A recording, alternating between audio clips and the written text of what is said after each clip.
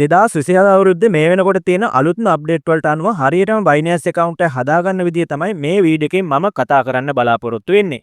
වැඩි වැල් වැටාරන්නේ නැහැ. Binance account එක හදාගන්න අවශ්‍ය link එක මේ වීඩියෝ එකේ description එකේ වගේම මේ වීඩියෝ එකේ පළවෙනි comment එකේ දාලා තියෙනවා. ඔයා මුලින්ම ඒ link එක එකපාරක් touch කරන්න.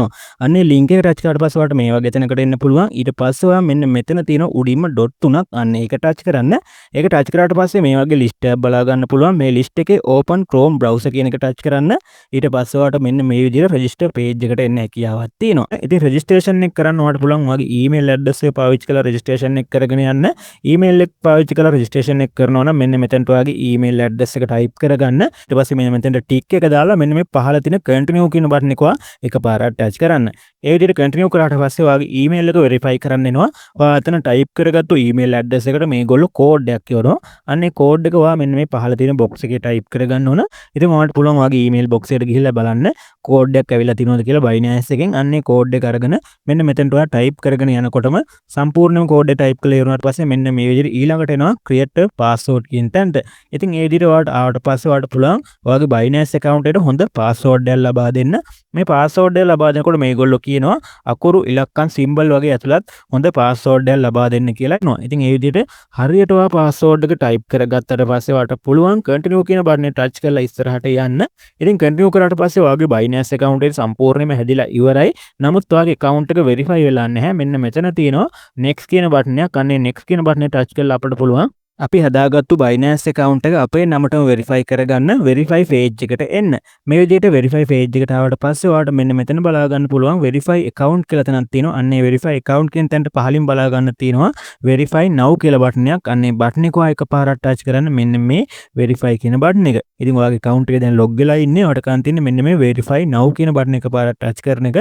ඊට පස්සේ ඔයාලට මුලින්ම මේ විදිහට බලා ගන්න පුළුවන් උඩින්ම ඔයාගේ resident එක කියන්නේ ඔයාගේ රට මොකක්ද කියලා අහනවා. මෙතන ශ්‍රී ලංකා කියලා වැටලා තිබුණ නැත්නම් ඔයාලට කරන් තියෙන්නේ මෙන්න මේ ඊතල touch කරලා ඔයාගේ රට තෝරගන්න එක. ඉතින් ශ්‍රී ලංකාවේ නම් ජීවත් වෙන්නේ මෙතන automatically ශ්‍රී ලංකා කියලා වැටලා තියෙන්න පුළුවන්. ඊට පස්සේ ඔයාගේ account එක verify කරන්න භාවිතා කරන ID type එක අහනවා. මෙතනින් ඔයාලට පුළුවන් national ID එක පාවිච්චි කරන්න. එහෙම නැත්නම් passport එක, එහෙම නැත්නම් driving license එක පාවිච්චි කරන්න පුළුවන්. ඉතින් ඔයාගාව දැන්ට ID card එක විතරක් තියෙනවා නම් මෙන්න මේ ID card කියන එක select කරලා යට තියෙන continue කියන button එක touch කරන්න. එහෙම නැත්නම් ඔයාගාව driving license එකක් වගේ තියෙනවා නම් driving license කියන එක select කරලා යට තියෙන continue කියන එක touch කරන්න. ඊට පස්සේ ඔයාලට මෙන්න මේ වගේ page එකකට එන්න පුළුවන්. මෙතනින් කියනවා තෝරපු document එක. උදාහරණයක් විදිහට ID එක තේරුවා නම් ID එකේ photo දෙකක් upload කරන්න තැනක් තමයි එන්නේ. ඉතින් මෙතන උඩ take picture කියන එකෙන් ඔයාලට පුළුවන් එවෙලෙම ඔයාගේ phone එකේ camera open කරගෙන ඔයාගේ ID එකේ photo capture කරන්න. එහෙම නැත්නම් ඔයාලට යට තියෙන upload photo කියන තැනින් ඔයාලට පුළුවන් ඔයාගේ phone එකේ gallery එකේ තියෙන ID card photo upload කරන්න. ඉතින් මේ දෙකෙන් පහසුම ක්‍රමේ upload photo කියන එක. ඉතින් upload photo කියනවා නම් ඔයා කලින් ඔයාගේ ID එකේ හැරි එහෙම නැත්නම් ඔයාගේ driving license එක තියෙනවා නම් driving license එකේ හැරි photo කලින් capture කරගෙන ඉන්න. මුලින්ම අපි අපේ phone එකේ camera open කරගෙන මෙන්න මේ විදිහට අපේ තෝරන ID එකේ ඉස්සරහා පැත්තේ photo එකක් වගේම අපි තෝරන ID එකේ පිටිපැත්තේ photo දෙකක් මුලින්ම capture කරගෙන ඉමු.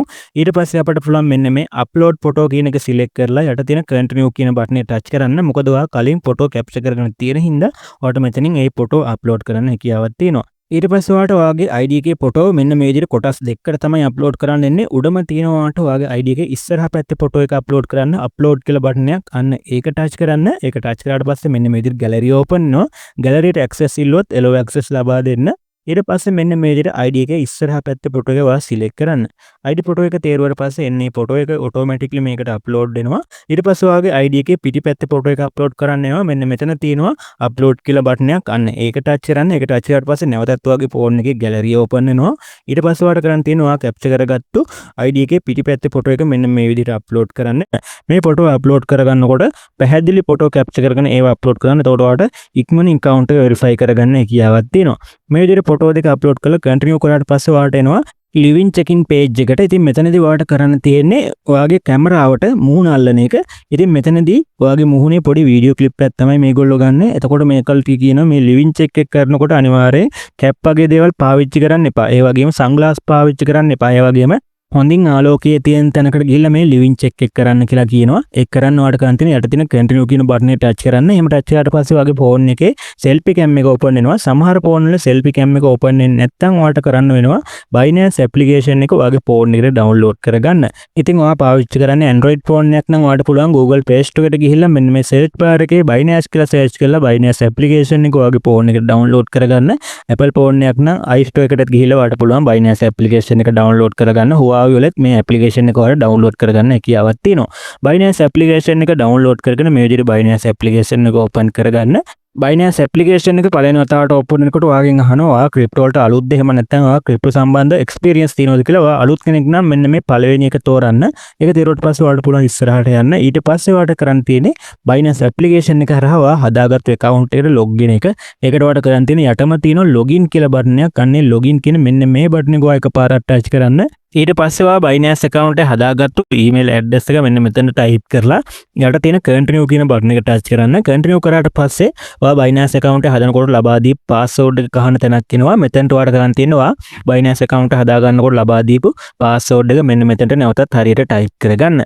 password එකත් හරියට type කරලා යට තියෙන continue කියන බටන් එක ඔයා එකපාරක් touch කරන්න. ඊට පස්සේ ඔයාගේ email එකට ඒ කියන්නේ ඔයා Binance account එක හදලා තියෙන email එකට code එකක් එවනවා. අන්නේ code එක ඔයා මෙන්න මෙතනට ඔයා හරියට type කරලා යට තියෙන submit කියන බටන් එක එකපාරක් ටච් කරන්න. එහෙම ටච් කරලා ඔයාලට පුළුවන් Binance application එක හරහා ඔයා හදාගත්තු Binance account එකට මෙන්න මේ විදිහට log වෙන්න. ඒ විදිහට Binance application එක හරහා ඔයා හදාගත්තු Binance account එකට log වුණාට පස්සේ ඔයා verification එක නවත්තපු තැනට මෙන්න මේ විදිහට එනවා. මෙතන verify now කියන බටන් එක ටච් කරන්න. ඔයා living check-in එකෙන් verification එක නැවතුණා නම් මෙන්න මෙතනට එනවා. ඔයා මුලින්ම නවත්තලා තියෙනවා නම් එන්නේ එතෙන්ට තමයි එන්නේ.